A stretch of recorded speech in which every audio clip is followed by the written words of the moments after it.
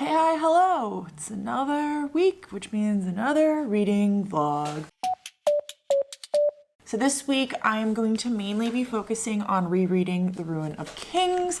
I am about 70 pages in right now. I'm gonna make a dent in it today and then slowly read it over the course of the next week. My audiobook is probably gonna be Elantris. That's like a 95% sure that it's gonna happen. It's my mom. So I just got back from the store because I woke up this morning and it was like freezing out and I cannot get warm in my house. So I went to the store to get a space heater because tomorrow is going to get even colder. Space heater will be great because I really just kind of stay in one room. And then I also got a sheet for my plants because it's going to get so cold last night that I'm afraid they're gonna freeze. And then I picked up this fuzzy pillow, which was $6, and I'm so excited about it because it is one of the softest things I've ever felt, and I'm in love with this color. Anyways, that's the update for right now. I'm going to eat my sandwich and then I'm gonna read later. Hey, it works.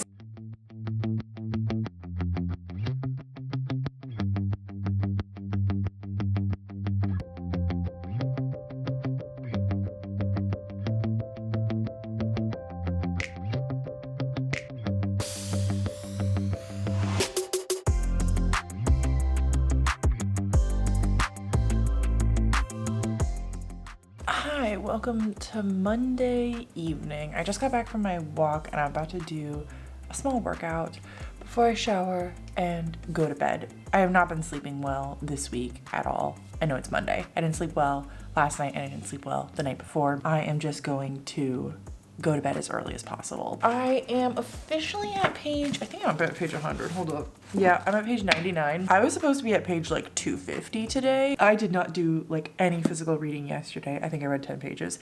I haven't done any physical reading today and I've barely done any reading at all today. I've listened to maybe an hour of Elantris. So I'm about 25% through Elantris right now and I'm just not totally feeling it. And I was nervous coming into this book because I feel like what really draws me to Brandon Sanderson is his characters. I love his characters. I love Vin. I love Kelsier. I love Wax and Wayne. I love every single character that's ever been introduced in Stormlight, but very specifically Kaladin. So whenever you start a new series, though, there's that kind of fear of like, am I gonna like these characters as much as I liked his old ones? And the answer is no. I'm struggling slightly. I feel like there's not really a plot yet. I think that it's going to be something that is introduced a little bit more later on. But right now where I'm at, we're just really learning about the world and learning about our characters and kind of getting them settled wherever they are at. And I knew this might be a possibility, which is why I'd been avoiding reading this book for so long, because it's his first published book. So like odds are it's not as good as the rest. I'm not a huge fan of the narrator and I do think that's part of my lack of enjoyment, but that can't be all of it. Elantris is Brandon Sanderson's first work, like I said. It is part of the Cosmere, but I have no clue how it's connected right now. I'm looking for clues because I've read all of his other works and lots of them I've read multiple times. It's the story of this city called Elantris, and there used to be these magical, crazy, strong, powerful people in it called Elantrians. And then I think it was 10 years ago, died out or they stopped being super powerful. And we're following this city near Elantris. I can't remember what it's called right now. And whenever someone like wakes up dead basically, they get sent to Elantris to live out their days, which are dead. They're dead. They don't age anymore. They don't like heal. There's lots of stuff. Anyways, so we're following three characters. We're following like the prince of this realm who in the very beginning wakes up dead and he's sent to this city. We're following this like priest soldier who has come to this city, the city where the prince used to live, so that he can convert everyone, so that he believes that if every single person in the entire world believes in his god, that his god will return. And then we're following the princess of this other realm who is coming across to marry the prince, and he died while she was traveling, but there was this clause in her marriage proposal saying that if he died or she died, they would still be counted as married. So she's like stuck in this new realm as a widow to a man that she's never met. They'd like corresponded with each other, but they'd never met. She's just a huge knockoff of Ciri from Warbreaker and Shallan from Stormlight. Like, and she's not as fun. She's my favorite character, but even then I don't love her. I want her just to like have some personality. I don't know. I'm really hoping these characters grow on me because I feel like Brandon Sanderson, one of the things that really works is he like does horrible things to his characters. And the reason why you care about those horrible things and why you feel so emotional is because you care about the characters. And right now I'm not caring about these characters, so it's hard for me to care.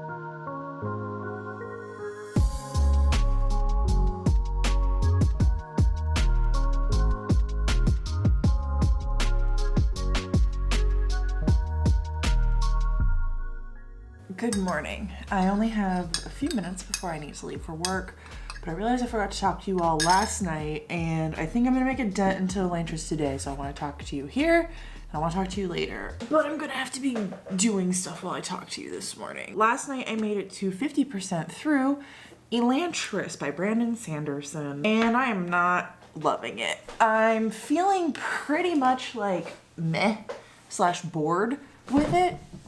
Sorry. Like nothing's pulling me in. If I stopped this book right now, I wouldn't care.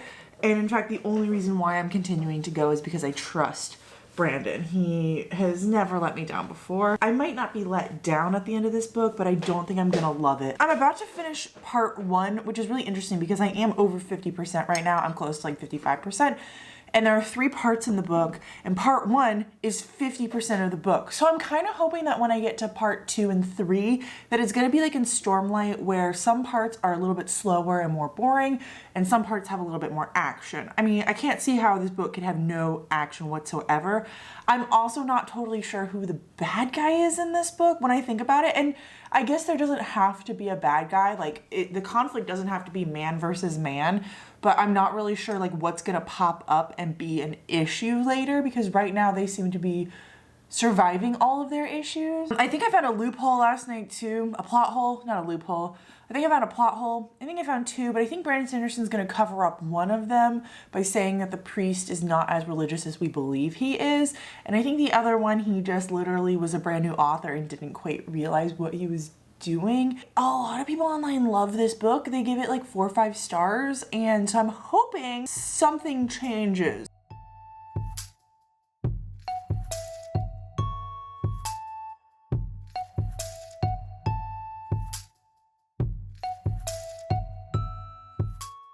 God, I look like such a British person right now. I feel like I need to go and like light some fireworks, dude, or like steal the Declaration of Independence. I did get this sweater in Ireland, not in England, to be fair. This with the glasses with the hair back, I don't know, there's something about it that is just screaming, let's leave the European Union. I finished Elantris. I was 100% not planning on finishing Elantris today. I'm kind of shocked I did it. I basically decided, why not? I'm not having a good time, so going slow is not going to make me have a better time. It wasn't for me, bestie. I am really glad I read it. I'm really glad I finished it because it was one of 3 books I had owned over a year. So all the rest of the books on my physical TBR, except for 2 now, I have bought in the past year. That feels really good because I feel like, yeah, I'm getting to my books and I'm reading them, and even though I'm buying books I want to read and then I'm reading them, right? The only 2 I have left are Sephiroth's Hand, which I have started and that I enjoyed and I just wasn't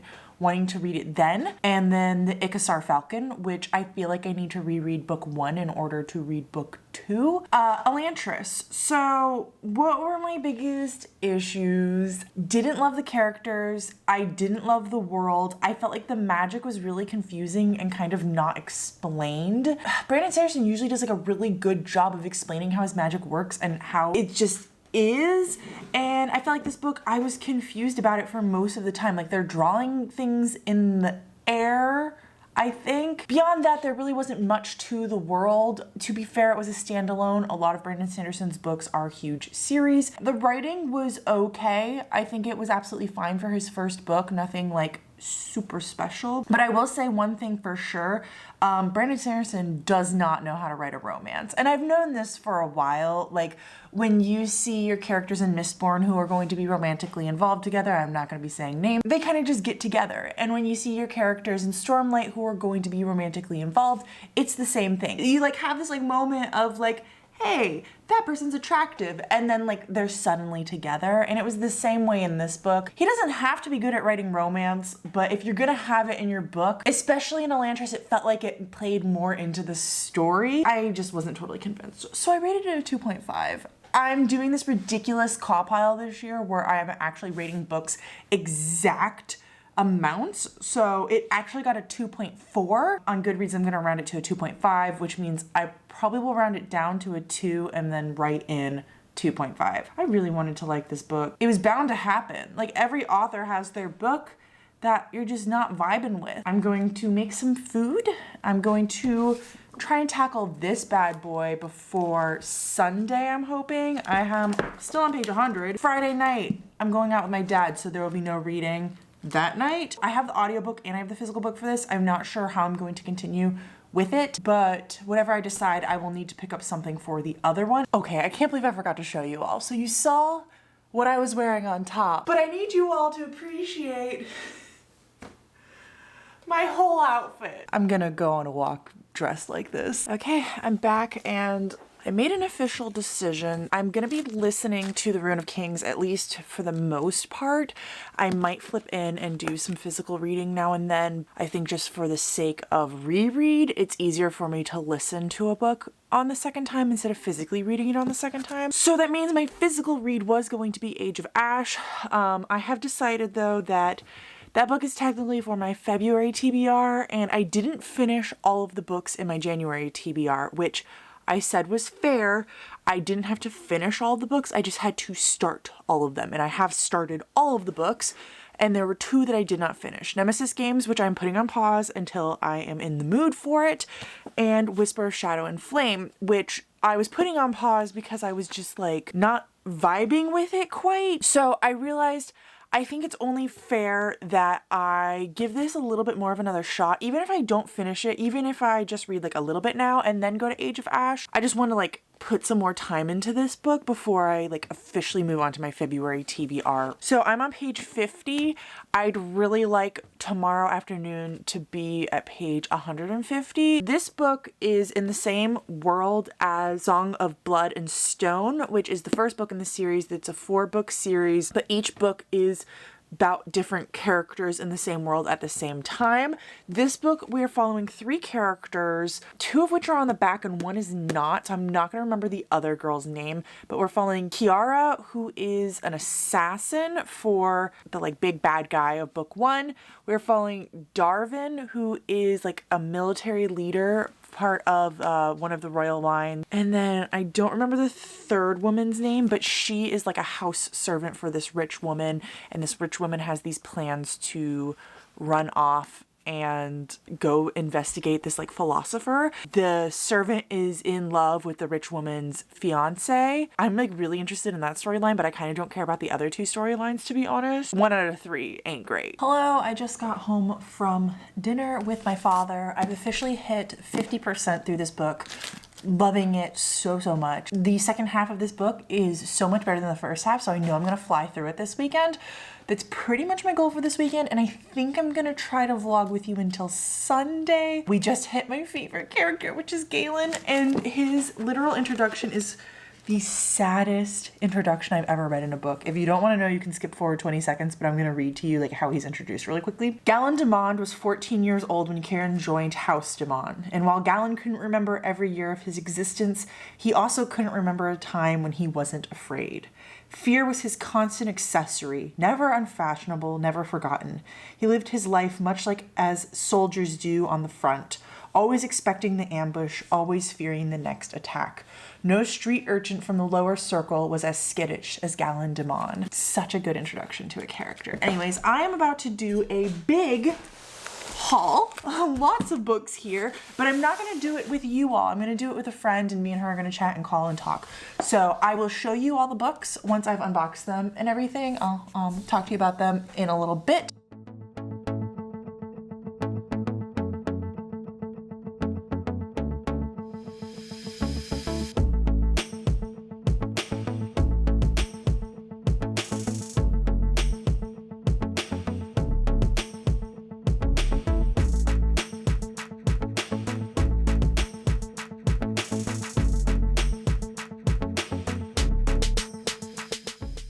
So I stayed up late last night playing Pokemon instead of doing any reading, but I'm having a generally good time playing this game. I'm not complaining at all. It's kind of what I needed this weekend, was to take a break. But I realized after my haul, which I will be showing you shortly, I don't have enough bookcase space. So I'm gonna go to the store, do my grocery shopping, and while I'm there, they said that they had like a 7-foot tall bookcase for $30. So I'm gonna be buying that too, and that means that I'm gonna be filming a bookshelf reorganization. It will not be part of this video because that'll make this video way too long, but I know you all love those, so I will be putting that into the works and getting it done. And once that is all like wrapped up, I will show you the books I hauled. I promise. It'll probably be the next clip I show you or the one after that. Okay, I did it.